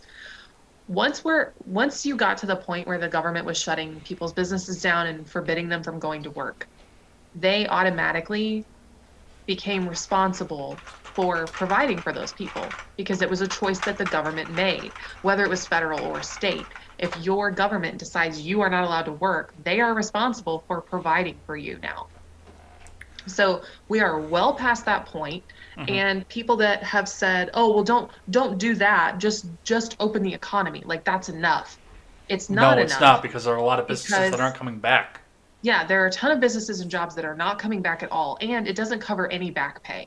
Like no back pay whatsoever. Your rent, your mortgage, all your bills have been accumulating all that time. Mm-hmm. And if you go back to work, yeah, that's great, but you're not getting any of your back pay. But Right. all of your bills are still accumulating. So that doesn't help you. That's just being able to throw pennies at a debt that will take potentially years for you to pay off. So it's I don't know. I mean, I'd be interested to see what they took out of it or what they reduced. If they reduced foreign aid, if they I don't know. I mean, I'm interested to see what makes up that bill. I'm interested too, but I understand that this is going to be dead in the water, and I do appreciate the point that you made about the fact that the government shut everything down. I know we got a little bit hard on Ben Shapiro a little bit earlier on today, but he did make a good point in pointing out the fact that, well, gang, what's happening right now and what the government's doing right now is they drove an F-150 through your house and now they have to pay for it. Which, I mean, that's fair. Yeah, it is. I mean, yes, that's what they did. They just took a freaking wrecking ball to your life. And now they're like, here's your little tiny insurance check. No, that's not enough. It's like, oh, here's the check that only covers your deductible, but you're still responsible for the $20,000 worth of damage that we caused. That doesn't make any sense at all. Well, and one of the big things that happened, and this is where I wanted to go with this before I diverted off to do the compromised stimulus bill here, is Biden lied rather was trending on Twitter this past week numerous times because it turns out that Biden has reneged on the fact that he's going to give out $2,000 stimulus checks. Now it's going to be $1,400. But it's not up to him. Like, I know that now everyone has this conception that you could just sign executive orders and do whatever the hell you want because he's been doing that already. But technically, it still has to go through Congress and the Senate. And by the way, so did his 4 predecessors. Right. So yes, the people who voted for him are pretty pissed now. And the article from the Daily Wire cites the fact that he actually did go down and campaign in Georgia for the 2 Democratic candidates down there, Warnock and Ossoff. He campaigned for them, saying that if you got them in right away, then there would be $2,000 checks immediately waiting. And now it's going to be $1,400 checks. And I understand the math that he's going through with this, but I mean, even still, that was the promise that he made. Now, of course, mine shows up here and it's snip, snip, snip, getting cut the fuck back up because nothing comes out of the government that doesn't have a hook buried in it. Right. But regardless, yeah, as I said, I don't think that. I think the country is pretty well unified in the fact that they don't like President Biden. Yeah, I think you're right. No one likes him. Which is going to be interesting, especially given the fact that his speechwriters hate him, and there's that 25th Amendment that's sitting out there looming. Why do the speechwriters hate him? Because they can't write a speech for him because he gets Oh, pissy. that's right. I remember we read that one talked last about week. Last week. Yeah. Okay. I needed a refresher on that. All right, I've got just a couple more big topics. I want to talk a little bit about the insurrection stuff and some of the COVID stuff. There's just a little bit of COVID stuff, just enough to remind you that it's still out there. I did take a pretty good sized chat break. You just want to power through. I do have one surprise stupidity too for you, by the way. Let's power through. Let's get it done. Let's get it done. Okay, so this past week's big news on the COVID front was the fact that now they want you to wear a second mask and get an anal swab. Yikes. Why don't we just wear hazmat suits? That's Yeah. 100% effective. Well, they might come up with a reason why that's not effective anymore either. Do you have to wear masks inside of your hazmat suit? Probably. Double mask inside your hazmat suit. At what point does this get to be they're just trying to see what they can get away with making you do? I kind of feel that way. It's just like, oh, well, they jumped through that hoop. What if we gave them another one? Then what? You still wear your Constitution mask when you go out to places? I left that in a hotel in DC. I might just have to suck it up and order another one. Well, if it's in a hotel in D.C., then somebody in D.C. might actually read the Constitution for the first time.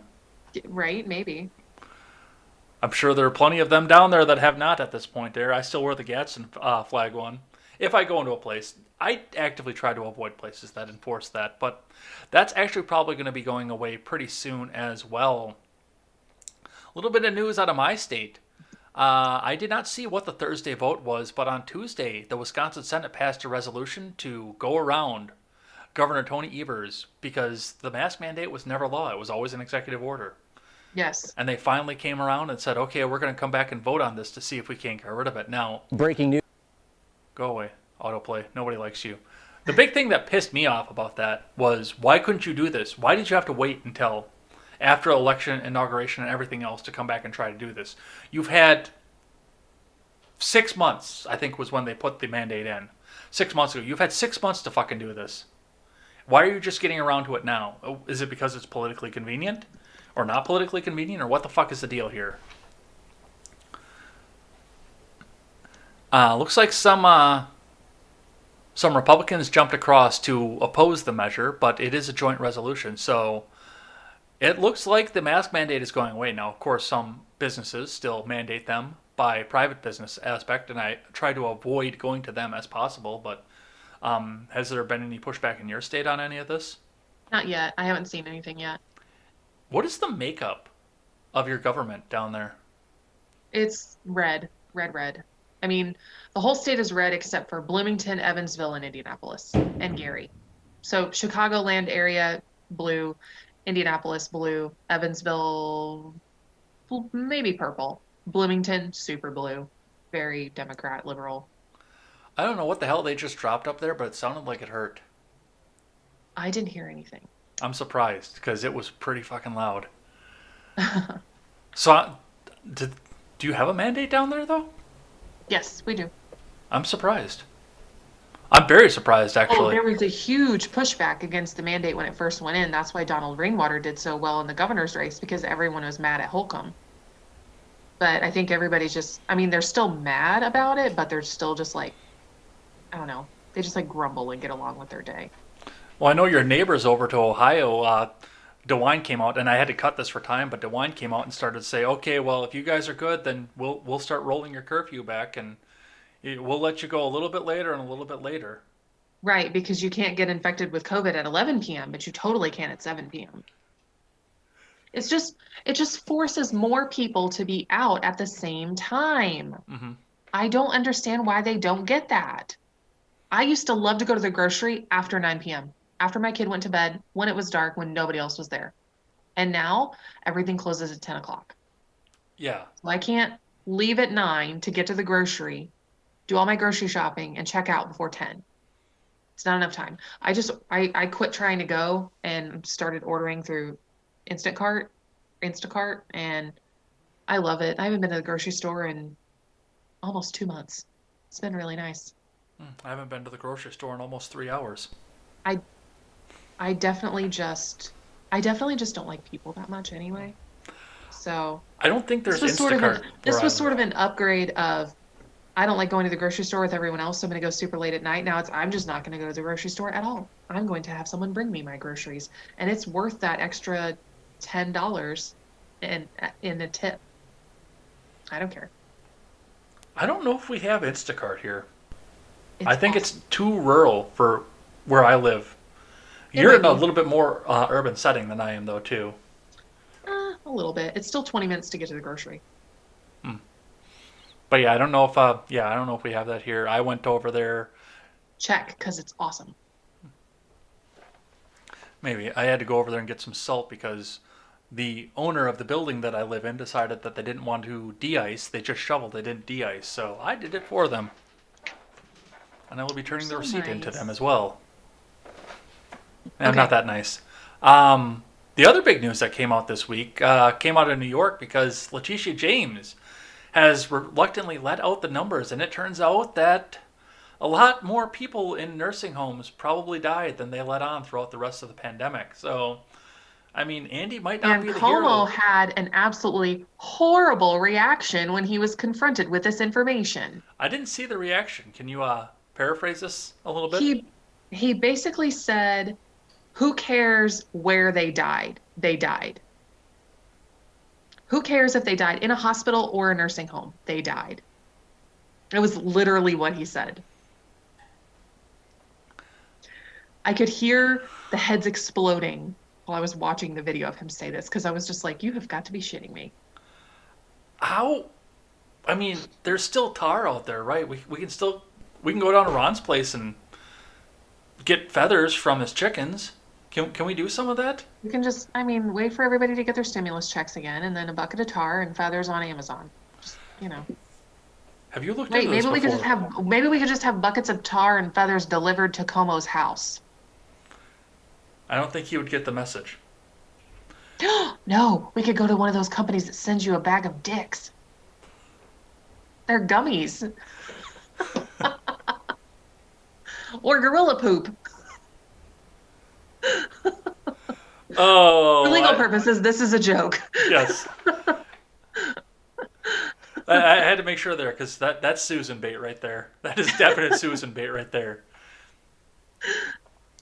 Uh, so that's what happened in New York, and it's irritating the fact that he can get away with some of this stuff too. Yeah. Yep. So, And he's been what, nominated it for an Emmy or some shit? I don't know. have you been following the drama that's been going on in the House and Senate over what's the word I'm looking for? The insurrection, as it were. I don't know if we can talk about that while we're streaming to Facebook. Well, there's some things that we do have to talk about here. I've got one here that's breaking today, and actually, I caught this right before I went on air this morning. A secretive ethics panel will judge Hawley and Cruz, so they're actually going to be facing judgment for their role in the insurrection The behind closed tourists? doors. The tourists, yeah, The pretty much. tourists. The DC tourists. So, former President Trump's impeachment trial will be conducted on the Senate floor live on TV in order for CNN to sell more commercials. The Senate investigation into Cruz and Hawley will take place behind closed doors by one of the most secretive committees in Congress. After multiple leading Democrats called for 2 Republicans to resign, Cruz and Hawley's challenge to President Joe Biden's Electoral College win is now tied up in the opaque Senate Ethics Committee, and while Trump's impeachment trial will conclude quickly, yeah, probably not, the probe into whether the 2 senators played a role into inciting the violence at the Capitol will unwind over an interminable timetable with little hint of where it is going. You said probe. I did. Sorry. I do still have the humor of a 13-year-old. So, what's your take on the fact that they're going to be doing this out behind closed doors? What's your take on Cruz and Hawley's involvement in this in the first place? I mean, I don't think Cruz even likes Donald Trump. No? You don't? No. I think he just felt like he had to toe the line while Trump was in office because, because he knows what it's like to be a victim of those insults and that ego. I have the best ego, okay? Lion Ted doesn't know what my ego is like, okay? That was what it was, too. It was Lion Ted while he was up there. Yep. So, and you're absolutely right off this one here. And why do you think they're trying to go after him like this, though? Oh, Like after Hawley, who? of Trump? course, Hawley and Cruz. Oh, well, Holly's just a little bitch. Sorry, but he is. He just complains about everything. Missouri somehow managed to elect someone who was worse than Austin Peterson. That's fair. But it's like they've had a hard on for these. Well, they've had a hard on for Ted Cruz for years. Yeah, But they never liked him. they've had a hard on for these two for quite a while at this point. But the other side, on the other chamber off of this here, the new Trump, the new media boogeyman, got into the news this week because Cori Bush is saying she's moving offices to get away from Marjorie Taylor Greene after mask altercation. I have the video. I have the video of the altercation. Okay. Democrat Representative Cori Bush of Missouri announced Friday that she will be moving her office away from GOP Rep. Marjorie Taylor Greene of Georgia, following a heated exchange earlier this month that really wasn't that heated, by the way, where Bush confronted Greene about not wearing a mask in a hallway on Capitol Hill. The fallout led Speaker Pelosi to take the extraordinary step of ordering Bush's office to be moved away from Greene, following a request from Bush, the latest signs of the growing tensions between the two parties in the aftermath of the deadly riot on Capitol Hill. A maskless Marjorie Taylor Greene and her staff berated me in a hallway. She targeted me and others on social media. I'm moving my office away from hers for my team's safety, Bush tweeted. I mean, all of the news that has come out over the last week with Marjorie Taylor Greene, like she seems like she is off her meds as well and should probably locate them promptly Quickly. and keep taking them. Because that lady is cuckoo for Cocoa Puffs. She is, and I can't believe I don't think I would want her as my office neighbor either. I can't believe we didn't see any news out of this before any of this. Like, before she brought the articles of impeachment, I was like, Marjorie Taylor, who?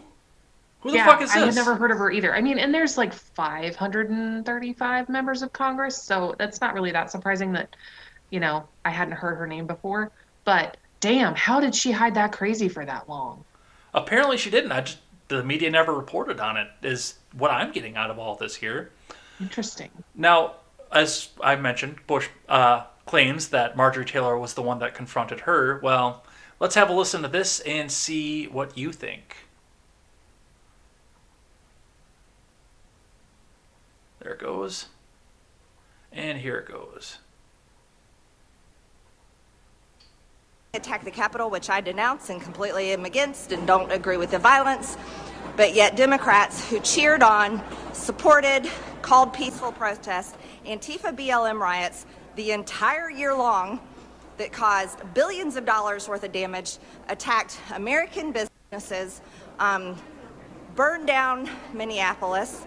Let's see, what else did they do? Then they supported bail bond links for criminals.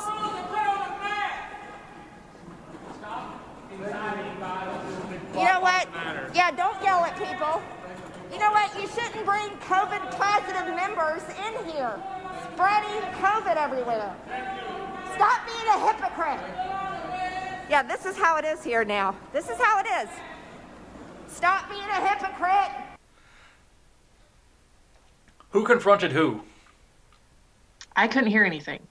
When you play videos on your side, I can't hear them. Oh, son of a bitch. Because I didn't set that back up.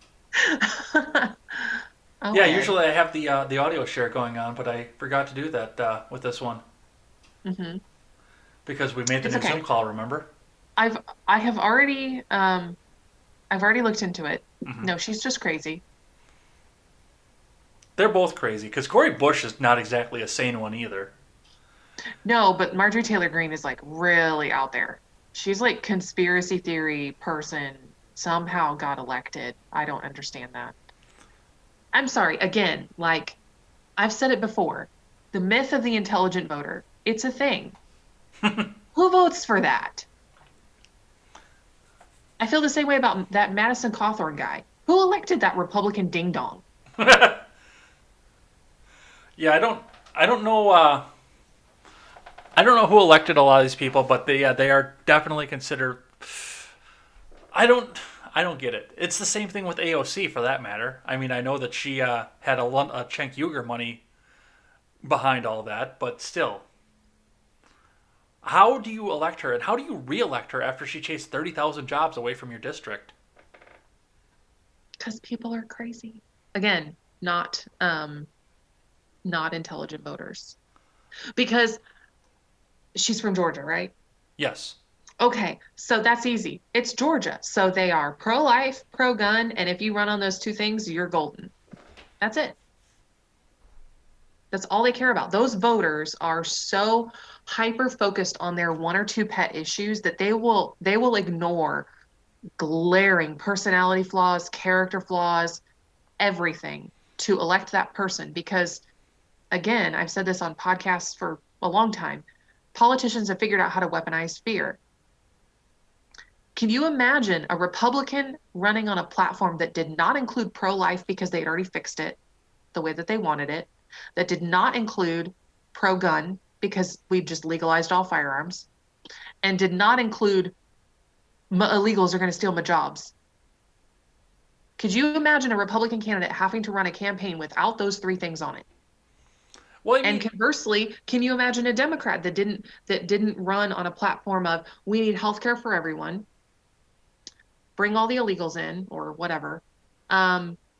Republicans want to kill you with all their guns. We have to ban them. mm-hmm. And I don't know what else. Preserving your right to an abortion. Could you imagine those candidates having to run without those things on their platforms because they'd actually been solved? I understand where can't. you're going with that, and I've seen that pattern come out of Washington for the 36 years that I've been alive, and even longer from looking back through political history as well. Just looking back at your Kennedys, your Nixons, Mhm. Going back to Wilson and even further than that. I mean, but They don't. at least 30 years ago, 40 years ago, they used to actually have intelligent conversations about these topics. That doesn't even exist anymore. It's just yelling and screaming. And tweeting. Yes, and tweeting. I tweeting it, that's what destroyed politics right there. I love the fact that our representatives have direct access to us through Twitter. But my God, the fights that they have over this stuff that destroyed modern politics. But I do understand where Hey, you're coming but from. again, we have talked about this on this podcast. I have talked about it because I am a student of history. Our founding fathers were petty. Yeah, they So were. petty. They had feuds all of the time. They insulted each other all of the time. Not George Washington, Jefferson and Adams didn't talk to each other for a decade. That's how mad they were at each other. Yeah, and This is not new. Our political system was literally built on this. you have to wonder where we got from a point where Alexander Hamilton shot Aaron Burr to you have to censure this congressman because he called me a fucking bitch on the stairs. Thomas Jefferson told him he wasn't strong enough to lift a chair after Hamilton threatened to hit him with one. Exactly. He basically was like, "You're a weakling. You need to have a footstool first." Well, We should bring back duels defensively. defensively. Yes. All right, I got one more I want to touch on just from a little bit outside of the country. And this is one that I think we need to watch closely because we've got two politicians in the executive branch who have their fingers on the fucking trigger button right now. So, and one of them is owned by China, which is the region that this is coming from. So, Myanmar got in the news this week because Myanmar's military seized power in a coup after detaining leader Aung San Suu Kyi, which I could not believe that was a real last name, and I can't believe I didn't get thrown off YouTube this morning for that, and ruling party politicians. Myanmar's powerful military has taken control of the country in a coup and declared a state of emergency following the detention of Aung San Suu Kyi and other senior government leaders in early morning raids on Monday. The country woke up to widespread internet and communications blackouts, closed banks, and soldiers in army fatigues patrolling the streets of Myanmar's largest city, Yangon. Residents turning on their television sets could only access the military-owned Mayawati TV channel, with all other news channels seemingly blocked. So, All right then. this is right on the corner of China, so China's going to have a vested interest in this. We just gave Myanmar 135 million dollars as part of um The omnibus. COVID relief. That's right. I remember that. They were one of the countries we gave money to. However, from what I understand, I don't know if it's the military or if it's the elected government, but one of them is perpetuating a genocide. So obviously that should be stopped. Yes. But I think there's a lot more to it than that. I don't think it's as simple as that. Well, from what I understand, because I read a lot deeper into this morning, from what I understand, the military has been in control for a decade in Myanmar. They lost control over a rebellion this year, and then under the first election, they lost the election. So this is playing out kind of a lot like it happened here, almost. So when does this start happening over here? I don't know.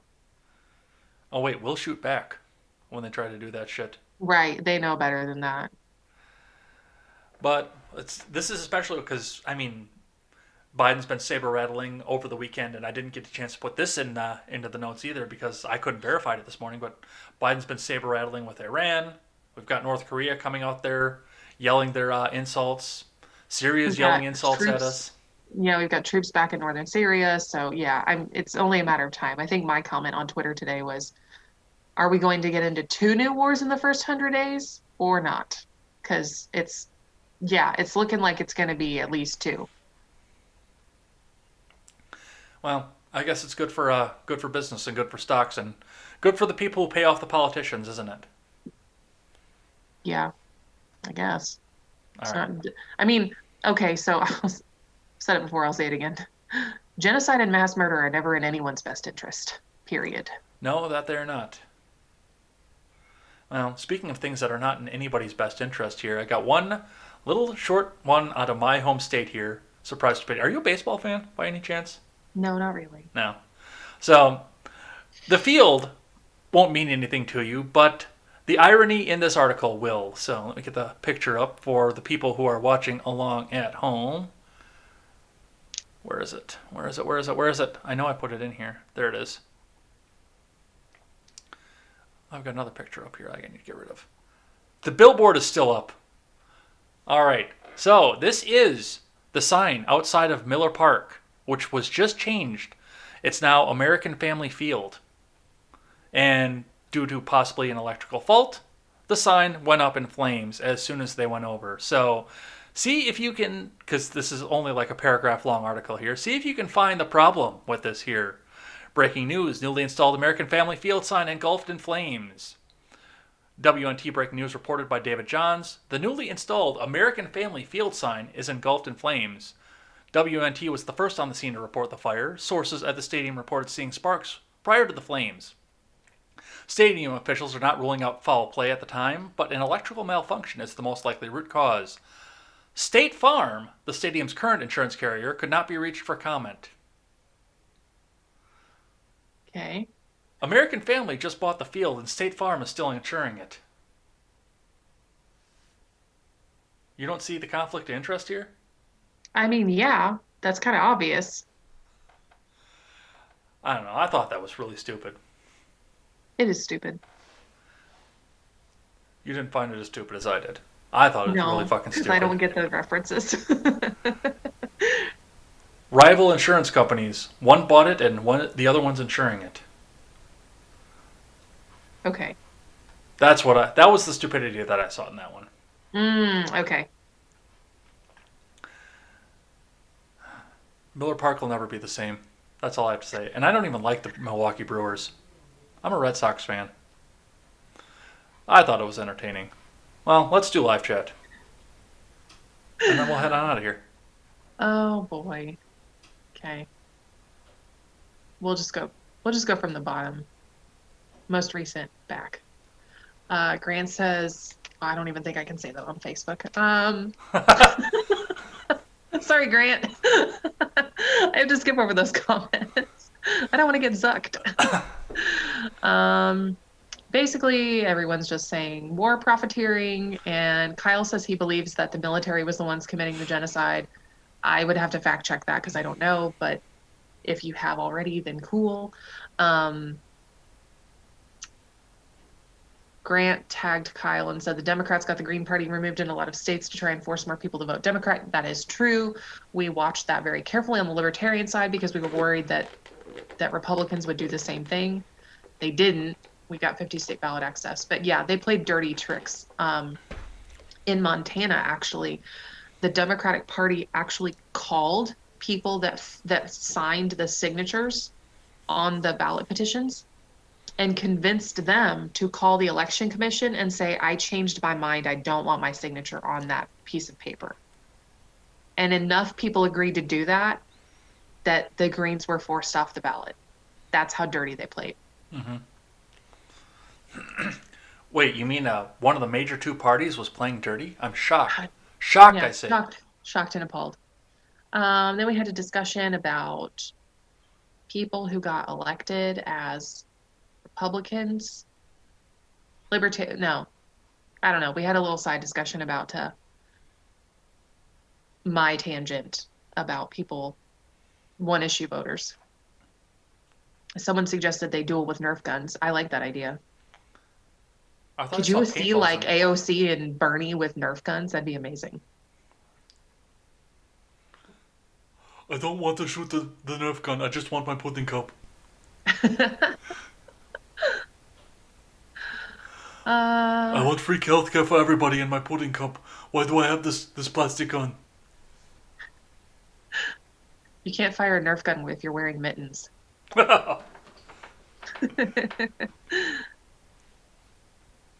Kyle says she's not wrong on everything, meaning Marjorie Taylor Greene, but I'm still embarrassed that she's representing my state. Yeah, I think pretty much everybody feels that way at this point. Is that his district too, or?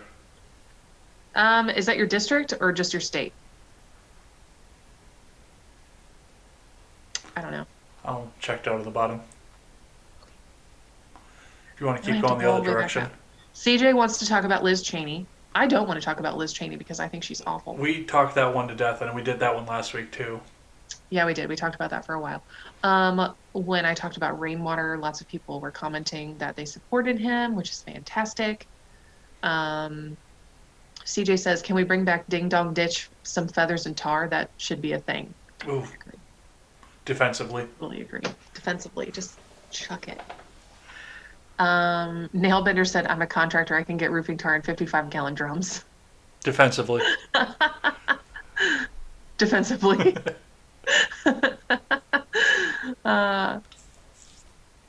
Chilaga reiterated that COVID deaths are in hospitals, second nursing homes. No one dies at home.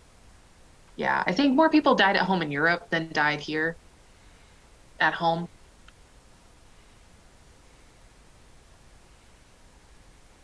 And then we had a discussion about how absolutely terrible coma was. Don't like people is a mood. Yes, it is. Totally mood. It's a whole personality at this point. We had a discussion about masks and how ridiculous it is to wear multiples of them. I don't like wearing one. Oh, CJ says, please tell me y'all follow Diego Rivera. I know Diego. I worked with Diego in New Mexico, and I love Diego. I don't know who that is. I'm Diego open Rivera, to it. Diego's wonderful. He's angry all the time, but I love him anyway. Which he begrudgingly accepts. Grant said, no hazmat suits, infinite masks until no air passes through. That seems a little counterproductive. Did you see Shapiro was out there like, gang, if you put a plastic bag over your head and put a rubber band around your neck, then I guarantee you won't die of COVID, okay? Ridiculous. Oh, Quest says pudding. When did Bernie become Bill Cosby? That's funny. That's a pudding pop, not a pudding cup. All right, why don't you take us away? Okay, I just want to answer one from Richard Oakley. Oh, you answered already. Yeah, they'll all be on the YouTube. You can grab that link in the description to my YouTube channel, which will bring you to the live room where you can come back and throw a subscription my way as well. And then you can see everything archived because there are 27 more of these in the background as well. So you can go back and check them out. All the backlogs for Ed's World. But let's find the outro music and head on out of here. Found it! Yay! All right, so that is going to be it for the show. Thank you everybody who came in here and checked us out, and thank you to the newcomers as well. I see a lot of new names in here. I see a lot of new people, and I hope to see you guys again. I will be back here in the morning for my morning show, Contemporary. Hope to see some of you guys over there as well. That's not going to be on Elaine's channel. That's just going to be on my 6. So go ahead and grab one of those out of the description. Come and hang out. We do commentary. I don't read the commentary in the morning, but I do take the commentary, and I thank you guys personally at the end of the week. So hope to see some of you guys over there as well. Otherwise, we'll be back here next week to discuss more and more of all of the fun stuff that we see happening in the government and across the country and across the world. On Contemporary, I'm sure that the government is not going to disappoint because, hey, we've got an impeachment coming up here, so come and check us out. You can check us out live, YouTube, DLive, Twitch, Periscope, Facebook on both platforms, and Trovo, or you can catch us back on demand over on YouTube and over on BitChute.com, or you can take us on the go, iTunes, Google Play, Stitcher, and Spotify. Go and check us out one of there. If you're over on iTunes, leave us that 5-star rating and a good review. That always helps us move up the charts. And lastly, feel free to go check out freedomscoop.com, where we hold all of our archives, or we will once the website gets back up and running. We are under construction right now, giving away brand new news aggregator website, and we carry great shows such as The Generational Gap, The Daily Ignoramus, The Breakdown with Birkenhoff, the Freckles and Brit Show, and the R-Rated Conservative. You saw some of those great creators in the chat as well, so go and check all of them out. Go look them up on YouTube or their respective platforms as well. And lastly, never take the words of bloggers, podcasters, or journalists as gospel. Find all the facts and draw your own conclusions. Lead them out here with the last word. I am so glad that all of you came and hung out with us this week. Why was that so difficult for me to say? I hope you come back next week. We are going to live stream every week at 6:30 Eastern on the channel. I will try to remember to post reminders on Sunday or Mondays, but we'll always be here. If you follow the page, you will get the notification, and you're always welcome to come in the chat and hang out with us. This was so much fun. I hope you guys have a great night and a great week. I have a shout out to give. Travis, he's a brand new Patreon subscriber. He paid for the level where he gets a shout out. So if you want to see your name, I'll shout out your name on Monday nights when we talk in the chats. Then check out my Patreon. It just launched today. Awesome. Take care, guys. We will see you either tomorrow or next week, and we'll see you then. Take care. Bye.